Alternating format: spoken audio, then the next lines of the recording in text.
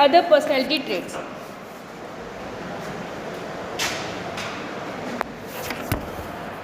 तो other personality traits में हम 7 पर्सनैलिटी ट्रेट्स के बारे में पढ़ेंगे और ये 7 के 7 इम्पॉर्टेंट हैं।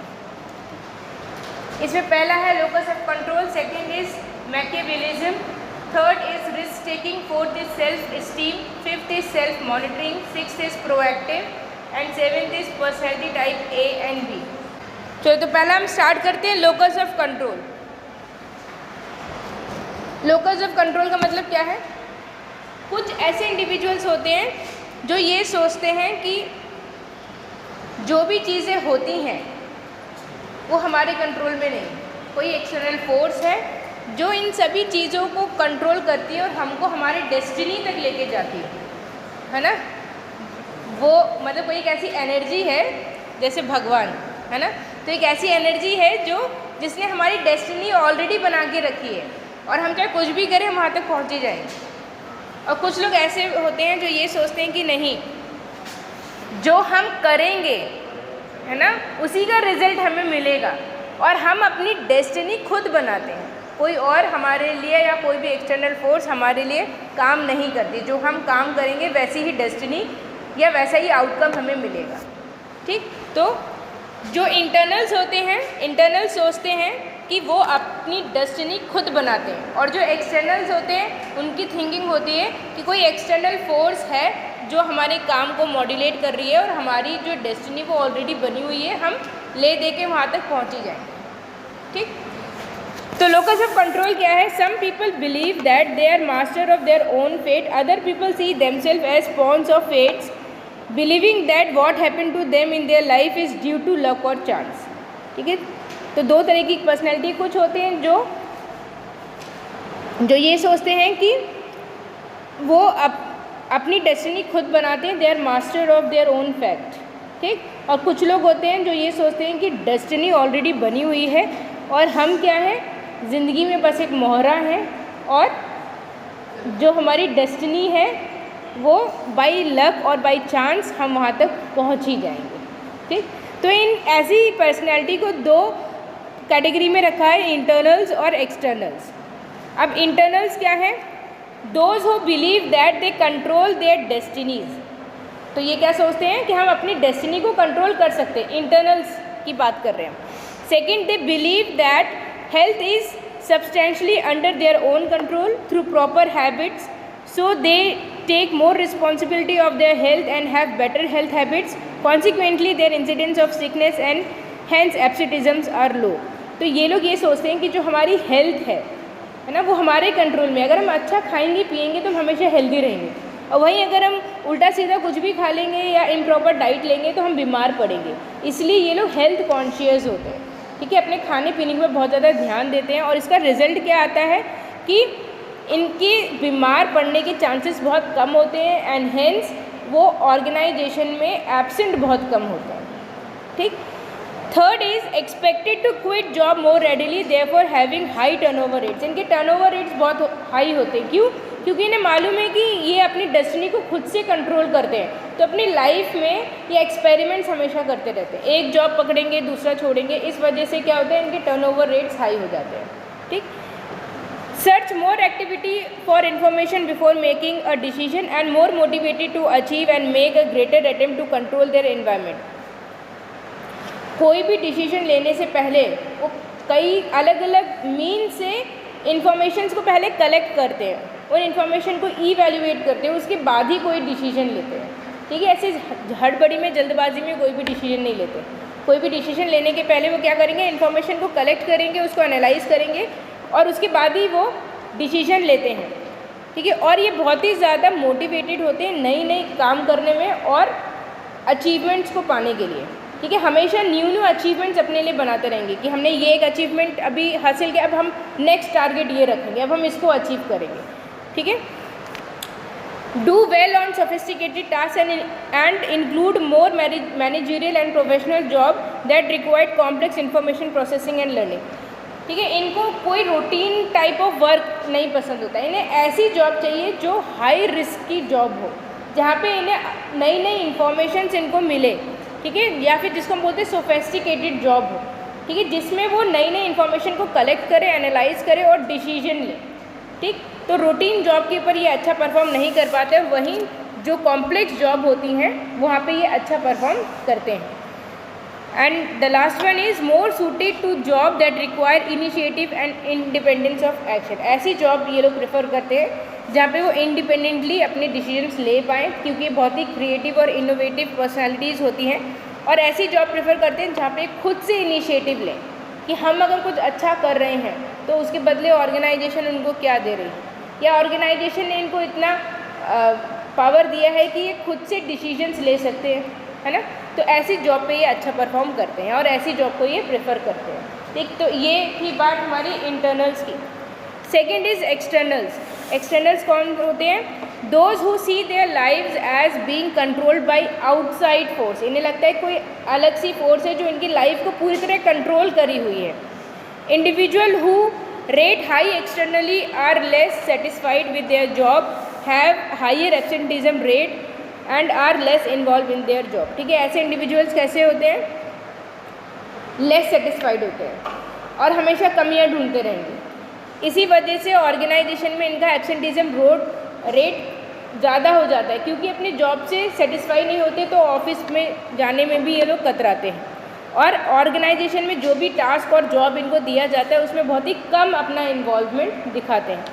ठीक है, they tend to more successful on job where and satisfied where associated with less individual turnover। ऐसी जॉब इनको बहुत ज़्यादा पसंद होती है जहाँ पे रूटीन टास्क हो। रूटीन टास्क मतलब एक ही जैसे टास्क जाओ, जैसे गवर्नमेंट जॉब्स है ना, एक ही तरीके का काम डेली करना है, डेली उतना टारगेट अचीव करना है और घर आ जाना है।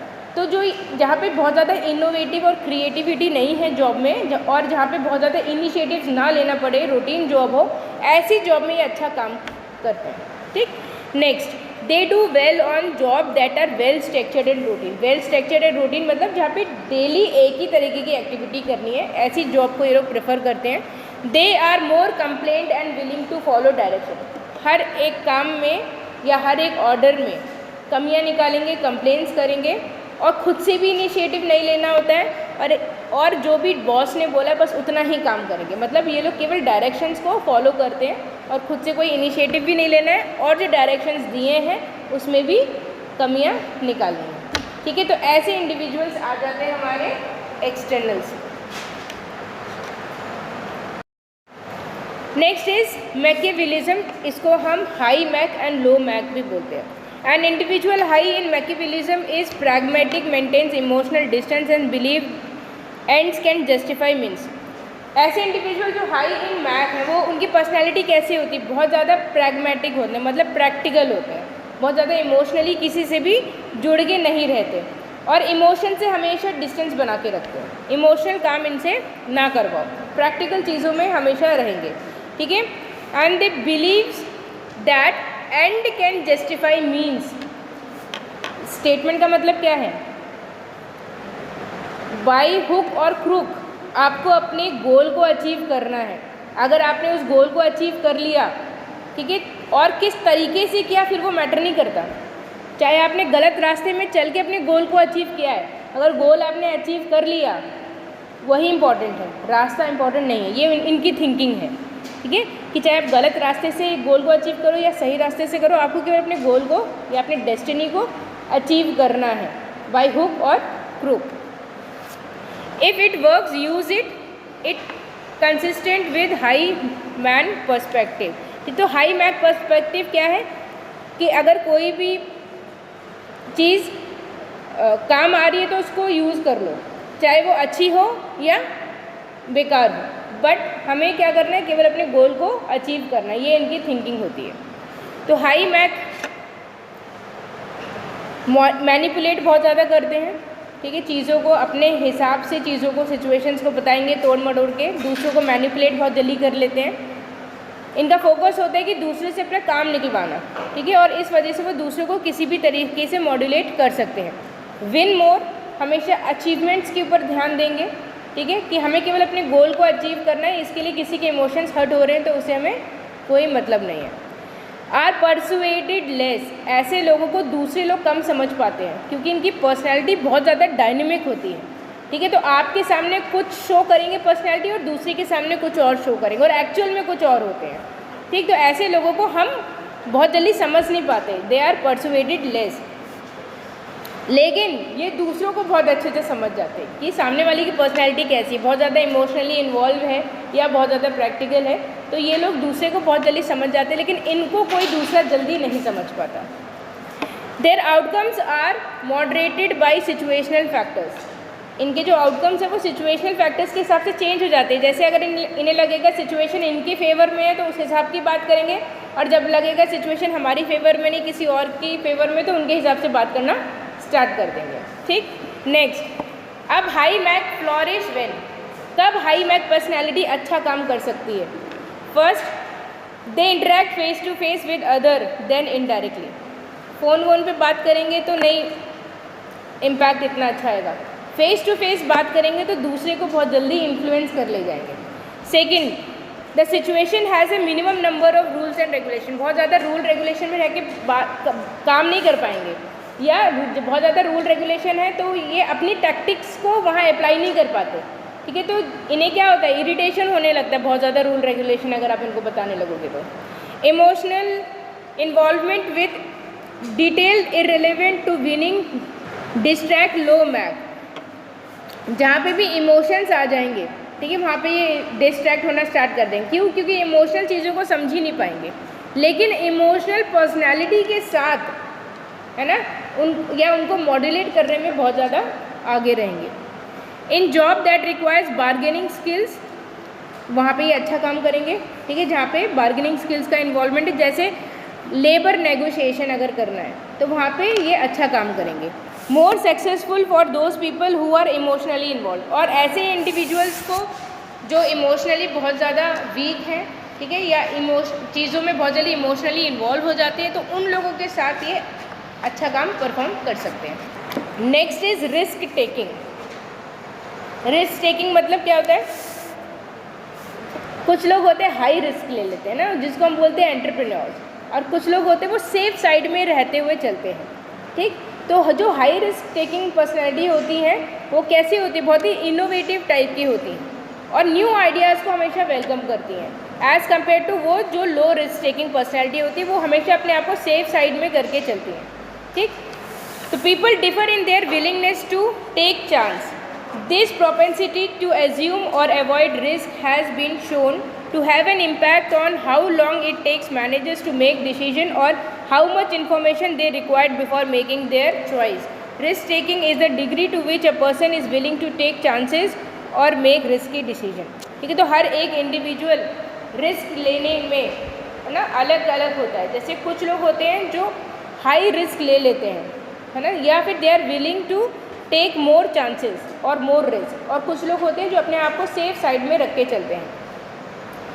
तो ये मैनेजर की क्वालिटी है। कुछ मैनेजर्स होते हैं जो थोड़ी सी इन्फॉर्मेशन में भी तुरंत डिसीजन ले लेते हैं, मतलब they are high in risk taking, ठीक है। और कुछ मैनेजर्स ऐसे होते हैं जो बहुत ज़्यादा कलेक्शन करते हैं इन्फॉर्मेशन का, बहुत ज़्यादा टाइम लगाते हैं डिसीजन लेने में, तो ऐसे जो मैनेजर्स हैं वो आ जाएंगे लो रिस्क टेकर्स में, ठीक।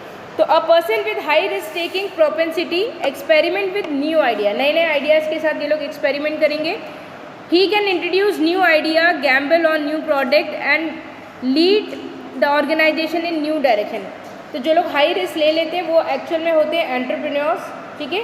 तो वो नए नए एक्सपेरिमेंट्स अपने ऑर्गेनाइजेशन में करते रहते हैं, प्रोडक्ट्स में नए नए चेंजेस लेके आएंगे, जैसे क्वालिटी में चेंज कर दिया, उसकी डिज़ाइनिंग में चेंज कर दिया, और हमेशा सोचेंगे कि हम अपने ऑर्गेनाइजेशन को और कितने न्यू डायरेक्शंस में हम लेके जा सकते हैं, ठीक। A person with low risk taking propensity believes in excessive conversation and tries to maintain status quo, ठीक है। बहुत ज़्यादा कन्वर्सेशन करेंगे, या कोई भी नई चीज़ को इम्प्लीमेंट करना है तो उसमें बहुत ज़्यादा इन्फॉर्मेशन को गैदर करेंगे, बहुत ज़्यादा डिस्कशन करेंगे, और अल्टीमेटली कोई भी डिसीजन नहीं लेते। क्यों? क्योंकि वो अपने स्टेटस क्यू को डिस्टर्ब नहीं करना चाहते। जो इक्विलिब्रियम पोजीशन पे वो आ गए हैं उस इक्विलिब्रियम पोजीशन को डिस्टर्ब नहीं करना चाहते। Such person resist change and try new idea in an organisation. ऐसे जो पर्सनैलिटीज़ होती हैं वो चेंज को हमेशा रेजिस्ट करती हैं, ठीक है, कि कोई भी न्यू इम्प्लीमेंट हमें नहीं करना है या न्यू आइडिया हमें अपने ऑर्गेनाइजेशन में लेके नहीं आना है। Clear? Next is self esteem. Self esteem क्या है? Self confidence.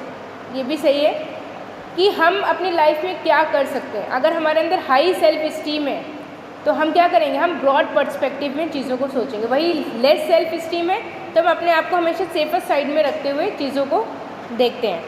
People differ in the degree to which they like and dislike themselves. Individual with high self esteem will take more risk in job selection and are more likely to choose unconventional job than people with low self-esteem. They are more satisfied with their job than low self-esteem. It is directly related to expectation of success. ठीक है, कई लोग होते हैं जिनके अंदर self confidence बहुत ज़्यादा है, मतलब वो अपनी थिंकिंग या अपने काम को लाइक और डिसलाइक करते हैं। ठीक, तो जो लोग लाइक करते हैं अपने काम को, उनके अंदर क्या होगा, सेटिस्फैक्शन लेवल हाई होगा और इसी के साथ साथ सेल्फ कॉन्फिडेंस भी हाई होगा। ऐसे लोग हमेशा सोच समझ के किसी भी जॉब को चूज़ करते हैं। ये नहीं कि जॉब मिल रही है तो भले ही उनकी फील्ड की नहीं है, उन्होंने जॉब मतलब ज्वाइन कर ली और बाद में क्या होता है, उनकी फील्ड की जॉब नहीं है तो काम नहीं कर पाते और डिससेटिस्फाई हो जाते हैं, अल्टीमेटली जॉब छोड़ देते हैं। और जिनके अंदर सेल्फ कॉन्फिडेंस ज़्यादा है, सेल्फ इस्टीम ज़्यादा है और जो काम को पसंद करते हैं, वो क्या करेंगे, बहुत सोच समझ के किसी भी जॉब को ज्वाइन करेंगे। उनका टर्नओवर रेट इसलिए कम होता है क्योंकि वो अपने काम से सेटिस्फाइड होते हैं, क्योंकि उनकी फील्ड की जॉब है। ठीक, next is self monitoring. refers to a person ability to adjust with new situation or external situation. Self monitoring, नई नई सिचुएशन आती है एक्सटर्नल इन्वायरमेंट में, कुछ लोग होते हैं उनके साथ बहुत जल्दी एडजस्टमेंट कर लेते हैं, कुछ लोग होते हैं जो उन चेंजेस को रेजिस्ट भी करते हैं और एडजस्टमेंट भी नहीं कर पाते। Person with high self monitoring have high adaptability to new situational factors. ठीक है, तो जिनके अंदर सेल्फ मॉनिटरिंग ज़्यादा है वो नई सिचुएशन में अपने आप को बहुत ईजिली अडेप्ट कर लेंगे, मतलब चेंजेस को बहुत जल्दी एक्सेप्ट कर लेते हैं। They are capable of presenting contradictions between public and private selfs. Persons with low self-monitoring display their true disposition in every situation. It lacks ability. There is high behavioral consistency between who they are and what they do. ठीक है, तो self monitoring जिनके अंदर ज़्यादा है वो क्या करेंगे, सिचुएशनल फैक्टर्स के साथ बहुत जल्दी अडेप्ट हो जाते हैं। ठीक है, और वो ये चीज़ कभी नहीं देखते कि वो प्राइवेट सेक्टर के एम्प्लॉई हैं कि पब्लिक सेक्टर के हैं। ठीक है, कैसी भी सिचुएशन है उनके साथ वो बहुत जल्दी अडेप्ट कर लेते हैं। वही ऐसे लोग जो जिनके अंदर लेस सेल्फ मॉनिटरिंग है, वो लोग क्या करते हैं, हमेशा अपनी डिस्पोजिशन दिखाएंगे हर एक सिचुएशन पे, किसी में भी अपना फुल एग्रीएबलनेस नहीं दिखाएंगे। ठीक है, सिचुएशन के हिसाब से काम करेंगे, मतलब अपने आप को मिडिल पोजीशन पे रखेंगे। अगर ये पड़ला भारी है तो इधर हो जाएंगे, ये इधर सही लग रहा है तो इधर हो जाएंगे, तो अपने आप को एक एग्जैक्ट पोजीशन नहीं लेते, हमेशा मिडिल पोजीशन में ही रखेंगे। Next is proactivity. प्रोएक्टिविटी का मतलब क्या होता है, प्रोएक्टिव होना। एक होता है रिएक्टिव होना। प्रोएक्टिव होने का मतलब चेंज आने से पहले ही खुद को चेंज कर लेना, और रिएक्टिव होने का मतलब चेंज हो चुका है उसके बाद हम खुद को चेंज कर रहे हैं, है ना। तो एक बहुत ही कॉमन एग्जांपल है इसमें नोकिया का। नोकिया क्या है, रिएक्टिव उसने स्ट्रैटेजी अपनाई, इस वजह से आज पीछे हो गया। अदरवाइज़ नोकिया हर एक मोबाइल मतलब हर चीज़ में आ गया था। तब तो एप्पल का नाम ही नहीं था, है ना, नोकिया ही नोकिया था, और हर किसी के घर में एक नोकिया का फ़ोन ज़रूर होता था। फिर क्या हुआ, स्मार्टफोन का सिनेरियो आया, बाकी कंपनीज़ ने अपने आप को इस चेंज को अडेप्ट किया, लेकिन नोकिया ने नहीं किया। नोकिया ने कब किया, जब चेंज पूरी तरह इम्प्लीमेंट हो गया और वो कंपटीशन से बाहर हो गया, तब उसने इस चीज़ को अडॉप्ट किया। इसीलिए आज के टाइम पे बहुत स्ट्रगल कर रही है। तो प्रोएक्टिव क्या है, अपने आप को पहले से ही चेंज कर लेना, रिएक्शंस की सिचुएशन तक ना आना। Proactive behaviour involve acting in advance of a future situation rather than just reaching to the change situation, कि पहले से ही अपने आप को एडवांस में ही चेंज कर लेना। ये नहीं कि चेंज आया तो हम अपने आप को चेंज कर रहे हैं। दे create positive change in their environment even in spite of constants. कितनी भी रुकावटें हों, ठीक है, वो क्या है, हमेशा पॉजिटिविटी की तरफ ही देखते हैं कि हर एक सिचुएशन में क्या पॉजिटिव है, उसके ऊपर ये लोग ज़्यादा ध्यान देते हैं, ना कि कॉन्स्टेंट्स के ऊपर. They create positive change in their they tend to become effective organisational leaders. ये क्या होता है, ऑर्गेनाइजेशन में लीडर्स हमेशा बनते हैं. ठीक, क्यों? क्योंकि ये बहुत ही प्रोएक्टिव होते हैं, चीज़ों को पहले ही समझ जाते हैं क्या चेंज आने वाले हैं, उसके अकॉर्डिंग पहले ही काम करना स्टार्ट कर देंगे. Corrective behaviour takes place in response to change in the situation. देखिए, रिएक्टिव में क्या होगा, हम हमेशा करेक्टिव पोजीशन पे रहेंगे. करेक्टिव का मतलब क्या हुआ, जो गलती हो गई फिर उसको करेक्ट करना, तो इसको हम बोलते हैं रिएक्टिव होना. ठीक, नेक्स्ट ये भी इंपॉर्टेंट है, type A and type B personality. अच्छा, जितनी भी चीज़ें हम पढ़ रहे हैं, इन चीज़ों को अपने लाइफ से भी हमेशा ना, अपने लाइफ या जो भी चीज़ें अभी तक आपने की हैं या आपका जो फ्रेंड ग्रुप है ना, उनके ऊपर भी इम्प्लीमेंट करके देखा करो. तो इससे क्या है, धीरे धीरे ना आपको इंसान पहचानना आ जाएगा. तो जितनी भी थ्योरी हम पढ़ रहे हैं, ये सब प्रैक्टिकल थ्योरीज़ है और ये ऐसी चीज़ें आपको देखने को भी मिलेंगी. तो इन सब थ्योरीज़ को दूसरों के ऊपर खुद से, ये नहीं कि उनसे बोलो कि हम ये इम्प्लीमेंट कर रहे हैं, तुम ऐसे हो, खुद से इम्प्लीमेंट करके देखा करो दूसरे की पर्सनैलिटी के ऊपर. ठीक है, तो type A and type B personality. Type A personality कैसी होती है, जो बहुत हड़बड़ी में काम करती हैं, बहुत जल्दबाजी में. इनकी ना n नंबर ऑफ गोल्स होते हैं, लाइफ में बहुत कुछ अचीव करना चाहते हैं, सक्सेस को बहुत ज़्यादा अचीव करना चाहते हैं, या फिर जितनी भी सक्सेस इन्होंने अचीव की है उनको हमेशा नंबर्स में काउंट करते हैं. ठीक है, इनको बोलते हैं type A personality. Type B personality कैसी होती है, ऐसी पर्सनैलिटी जिनके पास कोई टाइम की अर्जेंसी नहीं है, बहुत पीसफुल माइंड होता है, बहुत आराम से काम करते हैं, हड़बड़ी में काम नहीं करते. खाएंगे पिएंगे भी तो आराम से खाएंगे पिएंगे. ठीक है, खेलेंगे कोई भी चीज़ तो एन्जॉयमेंट के लिए खेलेंगे. और पर्सनैलिटी टाइप ए में क्या है, अगर खेलेंगे तो खेल में भी कंपटीशन आ जाएगा. ठीक है, हार गए तो लड़ाई हो जाएगी वहाँ पे. ठीक, तो खेल को भी ये एंजॉय नहीं करते टाइप ए वाले. और टाइप बी वाले कैसे होते हैं, हर चीज़ में एंजॉयमेंट देखते हैं, आराम से काम करते हैं. इसीलिए टाइप ए पर्सनैलिटी ऐसी पर्सनैलिटी हैं जिनमें इनके चांसेस जो है सिकनेस के बहुत ज़्यादा होते हैं, और सबसे बड़ी बीमारी होती है हार्ट अटैक की. ठीक है, स्ट्रेस की. और टाइप बी में क्या है, इस तरीके की कोई भी बीमारियां इनके ऊपर हावी नहीं होती हैं.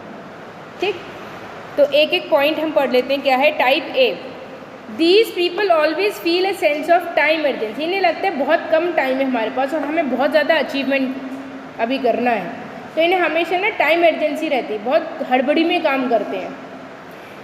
They are high achievement oriented, life में बहुत कुछ अचीव करना चाहते हैं.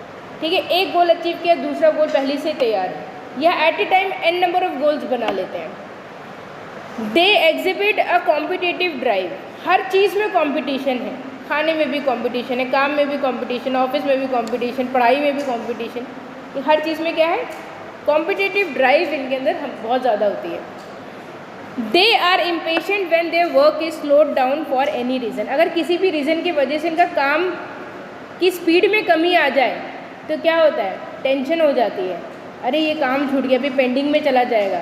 क्यों? क्योंकि गोल्स इतने ज़्यादा बना रखे हैं कि अगर एक भी गोल कंप्लीट नहीं होता तो इन्हें टेंशन होने लगती है उस चीज़ में.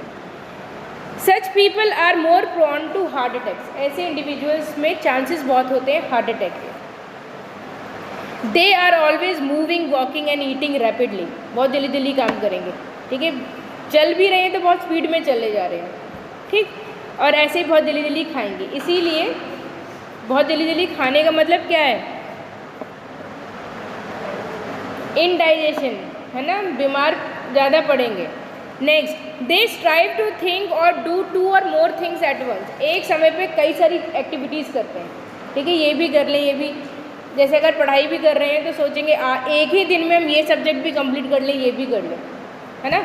Next, can not cope with leisures, कम चीज़ों में नहीं एडजस्टमेंट होगा, हर चीज़ इनको ज़्यादा चाहिए, जैसे ज़्यादा अचीवमेंट चाहिए, ज़्यादा पैसा चाहिए. ठीक है, शुरुआत की जॉब है, अच्छी जॉब मिल रही है, जैसे ग्रेजुएट इंडिविजुअल है, 20-25 हज़ार की जॉब मिल रही है, नहीं, अपने आप को कंपेयर कर रहे हैं IIM के साथ, 5-6 लाख का पैकेज चाहिए पहले, या 11-12 लाख का पैकेज चाहिए. ठीक है, and last point is are obsessed with numbers, measures their success in terms of how much of anything they acquire, हमेशा ऑब्सेस रहते हैं नंबर से, कितनी अचीवमेंट कर ली, कितना पैसा कमा लिया, कितनी ज़मीन खरीद ली, इन्हीं सब में हमेशा परेशान रहते हैं कि कितनी चीज़ें, हमेशा नंबर्स में काउंट करते रहेंगे अपनी अचीवमेंट्स को भी।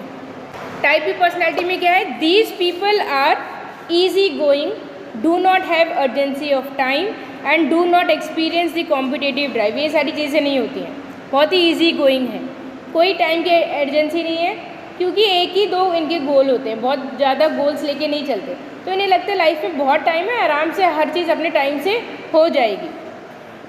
Do not experience competitive drive, किसी से कोई कॉम्पिटिशन नहीं रखते, ठीक है, इन्हें लगता है हमारा जो काम है वो हमारा काम है, उसको हम अपने अकॉर्डिंग कंप्लीट करेंगे, दूसरा जल्दी कर रहा है, लेट कर रहा है, इन्हें उनसे कोई मतलब नहीं होता है। Second, they never suffer from sense of time urgency with its accompanying impatience, ठीक है, तो कोई टाइम अर्जेंसी नहीं है, तो इस वजह से किसी भी चीज़ में इम्पेशेंट भी नहीं होते। Feel no need to display और डिस्कस देयर अचीवमेंट्स और accomplishment unless such exposure is demanded by the situation. Type A में क्या था, हमेशा काउंट करवाते हैं, मैंने इतना सक्सेस कर लिया, इतना अचीवमेंट कर लिया, ये डिग्री मेरे पास है। लेकिन टाइप बी में क्या है, इन सब चीज़ों का डिस्कशन ये लोग नहीं करते। कब तक नहीं करेंगे, जब तक उनसे पूछा ना जाए, वो नहीं बताएंगे कि मैंने लाइफ में क्या अचीवमेंट्स किया है या कितना सक्सेस मैंने पाया है। And last point is play for fun and relaxation and can relax without guilt, ठीक है, अगर कोई भी गेम खेलते हैं तो कैसे खेलते हैं, रिलैक्स होने के लिए खेलते हैं, ठीक है, जैसे अच्छा ये एक एग्जाम्पल हम दे रहे हैं कि लूडो में कई बार ऐसा होता है ना, हमारी गोटी कट जाती है तो दुश्मनी हो जाती है आपस में, और कई लोग आपने देखे होंगे गोटी कट जाती है खुद की तो उसमें भी हंसना स्टार्ट कर देते हैं, है ना, तो ये डिफरेंस है दोनों की पर्सनैलिटी में। कुछ होते हैं जो इन्जॉयमेंट के लिए खेलते हैं और कुछ होते हैं जिनमें कॉम्पिटिटिव ड्राइव है। तो ये लोग कोई भी अगर काम करते तो रिलैक्सेशन के लिए करते हैं और विदाउट एनी गिल्ट, और उसके पीछे उन्हें कोई गिल्ट भी नहीं होता, कुछ अफसोस भी नहीं होता कि हम हार गए या हम जीत गए तो उसके लिए हम कोई अफसोस करें, ठीक है। तो ये हो गया हमारा personality type A and personality type B. कल की क्लास में हम कवर करेंगे परसेप्शन।